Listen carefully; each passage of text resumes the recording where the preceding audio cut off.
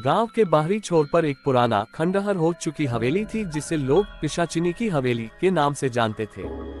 गांव के लोग उस हवेली के पास जाने से डरते थे क्योंकि उन्होंने सुना था कि वहां एक भयानक पिशाचिनी का वास है। कहते थे कि जो भी उस हवेली में गया वह कभी वापस नहीं आया।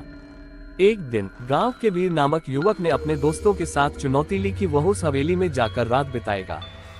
सबने उसे रोका पर वीर अपनी बात पर डटा रहा। उसने कहा, ये सब अंधविश्वास है, मैं जाकर सच्चाई का पता लगाऊंगा।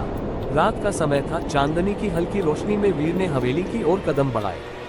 जैसे ही उसने हवेली का दरवाजा खोला, एक ठंडी हवा का झोंका आया। अंदर बहुत अंधेरा था। वीर ने टॉर्च जलाए और धीरे धीरे हवेली के अंदर जाने लगा। हर कोने से अजीब सी आवाजें आ रही थीं। हवेली के अंदर एक बड़ा सा हॉल था जिसमें पुरानी तस्वीरें और टूटे फूटे फर्नीचर थे। वीर ने हिम्मत जुटाई और उस हॉल के बीचों बीच जाकर बैठ गया। उसने अपना बैग खोला और कुछ खाने का सोचा।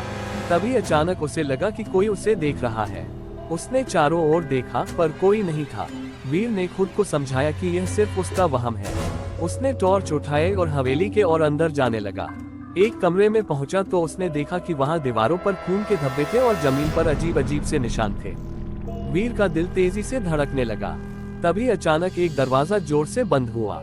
वीर दौड़कर बाहर आया और देखा कि हॉल में एक साया दिखाई दे रहा था। वह साया धीरे धीरे वीर की ओर बढ़ने लगा। वीर की हिम्मत टूटने लगी पर उसने सोचा कि अगर वह भागेगा तो ये पिशाचिनी उसे मार डालेगी। उसने साहस जुटाकर पूछा, कौन हो तुम और क्या चाहती हो? साया हंसने लगा और उसकी आवाज पूरे हॉल में गूंजने लगी। वह साया धीरे धीरे स्पष्ट होने लगा और एक खूबसूरत लेकिन भयानक और डरावनी महिला के रूप में बदल गया।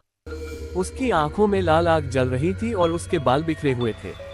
महिला ने कहा, मैं इस हवेली की पिशाचिनी हूँ। सदियों पहले इस गांव के लोगों ने मेरे परिवार को मार डाला और मुझे इस हवेली में बंद कर दिया। मेरी आत्मा अब तक यहाँ भटक रही है और मैं बदला लेने के लिए यहाँ हर किसी को मार डालती हूँ। वीर ने सोचा कि अब उसका अंत निकट है, पर उसने अपनी चतुराई का इस्तेमाल करने का निर्णय लिया। उसने कहा, अगर मैं तुम्हारे परिवार का बदला लेने में तुम्हारी मदद करूं तो क्या तुम मुझे छोड़ दोगी? पिशाचिनी ने थोड़ी देर सोचा और फिर कहा, अगर तुम सच्चे दिल से मेरी मदद करोगे तो मैं तुम्हें जिंदा जाने दूंगी। वीर ने हाँ कहा और अगले ही पल वह गांव के मुखिया के घर पहुंचा। उसने मुखिया को सारी बात बताई और उससे मदद मांगी।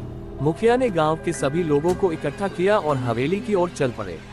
पिशाचिनी ने सबको देखकर कहा, अब समय आ गया है कि तुम लोग अपने पापों का प्रायश्चित करो। गांव वालों ने पिशाचिनी से माफी मांगी और उसके परिवार की आत्मा की शांति के लिए पूजा की। जैसे ही पूजा समाप्त हुई, पिशाचिनी ने एक आखिरी बार वीर की ओर देखा और कहा, तुम्हारी बहादुरी और सच्चाई ने मुझे मुक्त कर दिया। इसके बाद पिशाचिनी का साया धीरे धीरे हवा में घुल गया और हवेली में फिर कभी कोई अजीब घटना नहीं हुई। वीर गांव का नायक बन गया और सबने उसकी प्रशंसा की।